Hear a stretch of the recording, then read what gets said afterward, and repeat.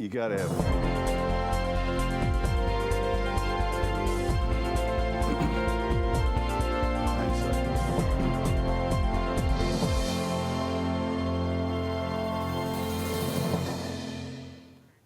Hello, I'm Chuck Wooden, and I'm also joined by my co-host, Jerry Wright, and you're watching the Veterans Corner. Thank you, Chuck. If you haven't seen the Veterans Corner before, it's a show dedicated to our veterans, their families, and those who give support to our veterans community. Thank you, Chair. And for those that are used to watching the show, Monique is away on vacation, and Jerry, who is no stranger to this show, has agreed to step in and fill in for Monique. Thank you, sir. It's great to have you here. Our topic for this show is Heroes on Wheels, and we've got John Chan. Welcome, John. Thank you. Thanks for being here. And actually, another one with a long bio. Very, very long bio. But it's worth. It's impressive. Yeah. Let me tell you. Why don't you? I didn't realize you were 71. I am. I feel it. Well, happy You don't birthday. look it. 'Cause me Well, too. thank you. John enlisted in the Air Force in 1968 from Honolulu, Hawaii. Always wanted to go there. And he graduated from the school for the flight simulator and specialist. And in 1971, he became a crew chief on the C-130s, flying missions to Vietnam from Clark Air Force Base. In 72, he returned to the United States as a flight simulator specialist to England. And my gosh, it just goes on and on. After graduating the officers training school in 76, John returned to an Air Force base and trained an aircraft maintenance officer. He worked on F-15s, F-16s, F-11s. In Arizona, he worked on the C-141s. In Sydney, Australia, the F-4s, F-86s in South Korea. And then he was assigned as a munition officer in northern Italy. You got around, didn't you, John? I've been all over the world. John continued his education and earned his master's in business administration. In 87, he was severely injured in an aircraft accident, forcing him to retire from the Air Force in 1988. Well, I got to hear that story. After retiring, he accepted a position at Cayman in Bloomfield, Connecticut. He moved to Avon, where he is married to his wife, Sally, and active member of the DAV, life member of the Veterans of Foreign Wars, American Legion, AMVETS, and for the last 3 years has volunteered on a full-time basis to refurbish durable medical equipment to donate to needy veterans, and chairman of Heroes on Wheels for the DAV and AMVETS. Welcome, John. Thank you. Thank you. Nice seeing Very, you, very Jerry. impressive. Yes. And Thank you, Chuck. We'll just do this. It's Right. a little bit of distance here. You know, on behalf of the Veterans Corner, the crew here, on behalf of the viewers, we want to thank you very, very much for your service. Thank you. Now, there's a lot to go over. So Jared, if you could begin. What is Heroes on Wheels? Heroes on Wheels is a program that I'm a chairman of for the Disabled American Vets, the Department of Connecticut, and AMVETS. I got involved with the DAV originally. And what it was a program that was started by AMVETS. It was a small program. The members would collect wheelchairs, motorized and manual, refurbish it, and redonate to the vets that do need it. And it was only by word of mouth. So, you know, once in a great while, they got a donation, they refurbished it and donated it. I got on board when I heard about it through the DAV. I've been a member of DAV now for 31 years, life member. I joined back in 1988. And I haven't found a program that was worthy for my time, but I found this to be a worthy program. A lot of vets, as Americans know, when you get out of the service, the VA do not take care of you. Many are left untaken care of. Regardless if you're injured at the time you got out and you became disabled and get disability and the VA care or not, when we all reach 70s, 80s, 90s, we're all in the same boat. When you're healthy at 21 or 23 when you got out, you're still disabled now. The VA will still not take care of those disabled vets at this stage.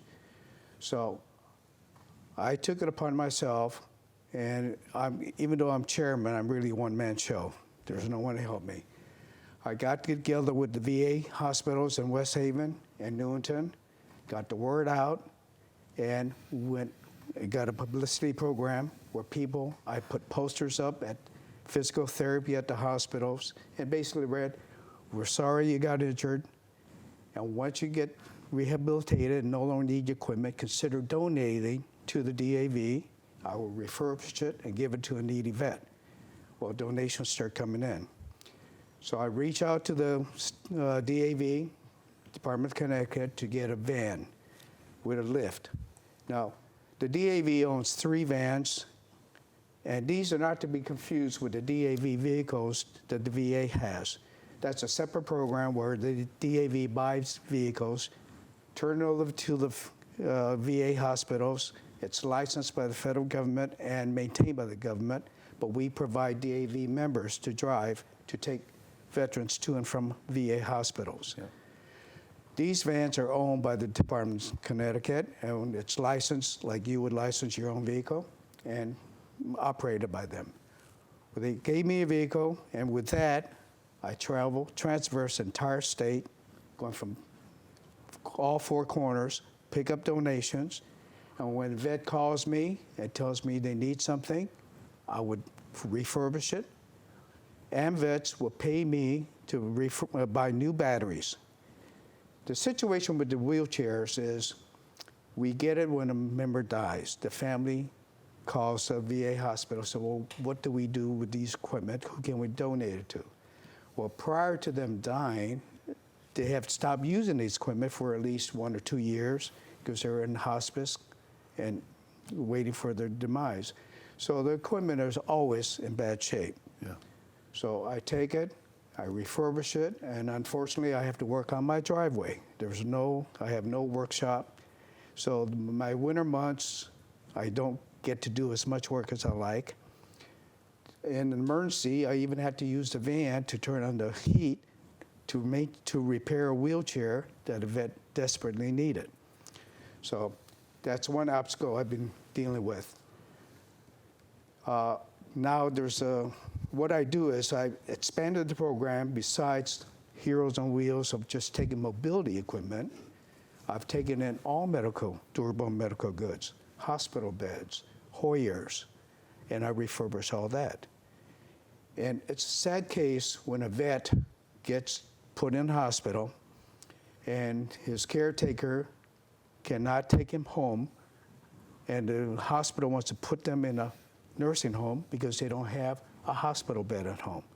I've had 3 members of the veterans that were going to be forced to go to a nursing home, except the fact that I had a hospital bed that I was able to install in their house, and they had to have pictures of it taken to show the hospital staff, and they were able to come home. So last year, I helped over 48 people, vets, and these are individual vets. Many of them I go back multiple times. I give them diapers. I give them bed pads. I give them equipment as their needs increase, from a Hoyer to maybe they need now a recliner, a manual lift recliner. Whatever donations people are willing to give me, I'm willing to take. And I've been doing it and redonating. And I get my enjoyment out of it when I deliver the equipment and the thankfulness these vets look on their faces. Because except for these donations, they can't afford on their own. Medicare provides only 80%, and the red tape that they have to go through. Yeah. And doing that wait for the red tape, their conditions deteriorate, their morale goes down. You don't know the gift of mobility until you lose it. Once you lose your mobility, you lose your friends. You're stuck in bed. They come for a while to visit, maybe the first month, and then your friends stop come seeing you. I gave one vet in Waterbury a scooter, motorized scooter. And he called me that night, thanking me, said, I finally got on my scooter, went back to my old stomping grounds, met my friends there, got a pizza, and was able to come home. Wow. Because people abandon you when you no longer can move in with them. So that's what I do. And that's what the Heroes on Wheels program has Return been. a good portion of their life back to them. Yes. And once, this gift is so valuable because it lasts them to the end of their life. So Right. we have other programs that DAV does, like take a vet fishing, which is really good, Yeah. but it's fishing for one day. Yeah. What I do now, I feel so much more important. It's long lasting. Long lasting. And it's a benefit that they cannot live without. So you give them mobility, you give them wheelchairs. I take in anything, showers, seats, commodes, portable commodes, everything. Now, I'm also as a member of the board on the Care. So through Care in Wallingford, I get to serve all the vets there. And I've given them wheelchairs. I don't know if you know about Care, but all the buildings are interconnected. And for a quarter mile, you can be inside, going from building to building to different services, but it's a long walk. So I've given them scooters and wheelchairs to all the people there, the vets. I service not only the vet, I service their widows and their wives. So it's not only for veterans, it's for their family too. And you forgot one very important thing, What's that, Jerry? the ramps. Ramps. I also take down donated aluminum ramps. modular ramps, and one-man show, but I enlisted Jerry and his friends to help me take one ramp down at Tallinn. In town. Yeah. Now, that was a really bad ramp, and I apologize. This person had a ramp put in their backyard, and they used to drive their van through the grass to get to the backyard so the vet can get in the house, rather than most vet have it in the front, and it's right in the driveway. And we had all kind of bombs left for us because they had a dog back there. And Jerry and his crew and I had to carry from the backyard to the front and load in my trailer. So I've taken ramps down, reinstalled ramps. Yeah. I've taken down motorized wheelchair lifts, like an elevator, Yep. where you don't have the space. So I do a lot. I'm trying to do a lot. And I'll talk about it later on, but the program is basically now dead in the water. And I'll talk about why. Okay. That's not good. No, it's not good. You know, the passion that you have and what you're doing is definitely making not a small impact, but an enormous impact Right. on a lot of veterans. Thank you. You know, I mean, that's, for those that don't always talk about with the ramps, I mean, it's to get past the front steps, to get up steps. Yep, I've installed chair lifts for the stairwells too. I mean, this could actually probably be a two-part show. It could be. Hopefully with a better outcome next time. You know, it's maybe you might touch on that last thing you had mentioned about the next question is, you know, how do you get donations, funding for The Heroes on funding, Wheels? the DAV has been providing me the transportation vehicle, which they have now decided not to support the program, and I have no longer a vehicle to go pick up or deliver. So that's why it's kind of in a hiatus right now. AmVets buys me the batteries, and they give me one rental in Avon, and it's a 10 by 12 unit, which is completely full. I have overflow of equipment in my side yard, which I cover with tarp. And unfortunately, when it rains and the voids in the seats and all that, the water, the moisture just collapses the tarps. The situation I'm faced with when a person calls me and says, we want to donate this equipment, I feel it's my obligation to go there immediately to get it, because the loved ones have seen their deceased using equipment and then seeing how they have demised by being going through a hospice. And when they finally want to cut the cords, they don't want to keep looking at the equipment. So it's not only a benefit for us to go get it, but it's also makes the people feel good because they know it's going back to another vet. And these vets, fortunately, were entitled to VA care and got it at free of cost. So I explained to them that most of my recipients go to the people that do not get VA care. And that's what I stress. If they're entitled to VA care, I steer them to service officers, and we get them the care they're entitled to by the under VA. Yeah. So I help the people that don't. So that's how my donations come in. And because my publicity program, I'm getting calls from West Haven constantly and VA referrals, and I contact the people, and I used to go and get the equipment. So what would it take now to get you a vehicle? Well, AMVET is going to try to take on the whole program. But again, AMVET is much smaller than DAV. We don't have the endowments like DAV has. So we're going to have a meeting with them next week, and hopefully something will resolve.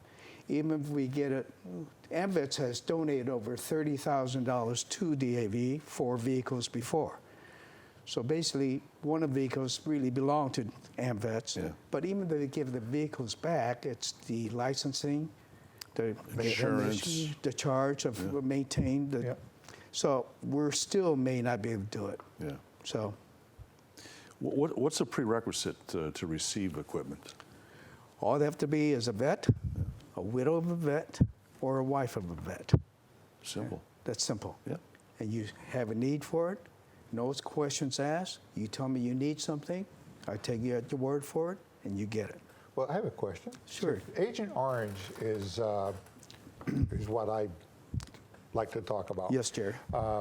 Where it falls now into this first and second, third generation, where maybe a child is born with spinal bifida or without hands.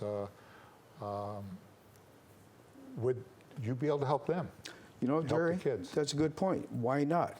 They are a result of their father or their mother serving. Yep. Why not? If we can get this program back on its feet again, Yep. I certainly would like to do that. And I'd like to help you. You bet. Thank you. That's. Yep. I think we all would. Yes, thank you. Well, how can the viewers reach you, John? That's the biggest thing. Is you on Facebook? I'm not on Facebook. I am on. My phone number is 860-518-3553.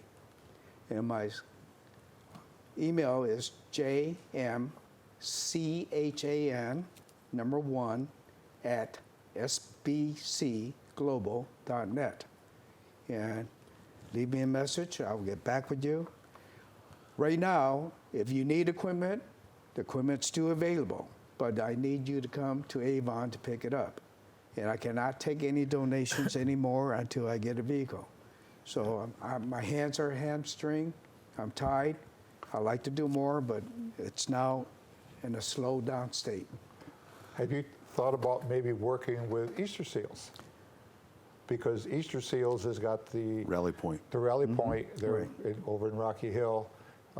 I know them very well, and I was wondering if you have tapped into that source. I am looking for any help from any VSOs, any organization, veterans or non-veterans, or any individuals at this time. Even if we get the vehicle and we get the support to operate the vehicle, I can always use individuals to help me maintain equipment, take some load off me on 1 or 2 days a week, go pick up equipment and deliver. Because I spend more than 40 to 50 hours a week volunteer my time. And it's a lot of driving because you never know where you have to go to get equipment. And I can spend more of that time driving on the road, fixing equipment where my talent's really needed than wasting time getting it and delivering. So if any viewers out there want to help, please contact me. It's a worthwhile work, and the gratitude you're going to get from the people that we donate to is unmatchable. Yeah. Do you still have your trailer? I have my trailer, but now I can't even pull it because I don't have a vehicle strong enough to So pull if it. a viewer has a half or 3/4 ton pickup truck, Yes. you have the trailer I that they have- could load the wheelchairs on. I have an 8x12 trailer, and Jerry's seen it. We loaded ramps on it many times. Yep. We, like I said, we could have made this a two-part show. We're down to 5 minutes. Okay. Actually, probably 4. It is 4. So, I mean, there's a few things here. We were going to ask you, why did you get involved? I think we understand it was because of your passion, Right. For this. We see it, the viewers see it. How many hours a week do you Well, we covered that too. About 40 to 50 hours a week. 50 hours. Number 5. And how about your wife? Supportive? She's very supportive. That's she usually the big thing, She is the goes family on. does. She goes on me, just keep me company on the road. There's a lot of long distance driving. She helps me, and she puts up with all that equipment in the driveway, on the side yard, and she's very understanding. That my house has needed staining for now 3 years. The 3 years I've been doing this, and I've not had a chance to do my own work. But if I get help, I like to see the program keep going and prosperous and get bigger, like including the children of Agent Orange. Yeah. They have a need. We have the equipment to help them if I can just get it and get it out to the people. A lot of the questions that we had left, we've already touched base on. Right. We've already touched on a lot of these things just by us having a roundtable discussion. We have, this show has had a number of guests. So, I mean, there's a lot of resources, for organizations that we might be able to help you out Well, with. great. That'll be nice. As far as, connecting you with them. I really And don't one of wanna them is the organization Interesting. Rally Point. it was what Jerry said was Rally Point. Right. And But they're there's also the down in Norwich. handicap in East Hartford that has the vans, too. There's a place in East Hartford that builds handicap vans. Oh, Mobility Works. Yes. I'm going to reach out to them and try to see if we'll get a donation. Is it for donations? DATCO. But that's what I'm going to be spending the next couple months trying to do is get the program reestablished. Well, Unfortunately. you know what? I mean, we are just about running out of time here. What we're going to do, John, is we are definitely going to have you back. Okay, thank you. We want to get you as much exposure as possible, so you can continue your mission. Right. Hopefully next time I have better news. Yeah. Well, you know what? Eventually you will. Yes, you will. Because I think there's enough the viewers that are listening to this show and us. I think we can certainly give it one heck of a go. Well, good, Chuck. Thank you. To help you. Thank you. And with this show too, you're going to be back. We'll have you back in the winter rotation. Get you more exposure. Okay. And that's what it takes is more exposure. Right. Yeah. Thank you. So, with that being said, I want to thank you very much for being here. Well, thank you for inviting me. It's a great thing that you're doing. Thank you. Actually, I don't think words could describe how great it is. Your passion, keep it going. Don't be discouraged. I think there's enough of us here that can hopefully get you to where you need to be. With that being said, I want to thank the crew. The crew, without the crew, we wouldn't have this show. We got Lizzie Crawford, who's in the control room as a director.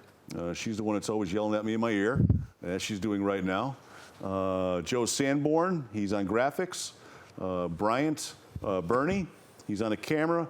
And Rafferty, she's on the camera. And Miriam Moat is in the control room. We want to thank those volunteers with all our heart, because like I said, without them, we wouldn't have the show here. So we got about 30 seconds left. Remember, jmchan1@sbcglobal.net. That's about all the time we have. Once again, we want to thank our guests, John, for being there this evening. We want to thank you, the viewers, for joining us. I'm Chuck Wooden. And I'm Jerry Wright. Good night, and see you next time on the Veterans Corner.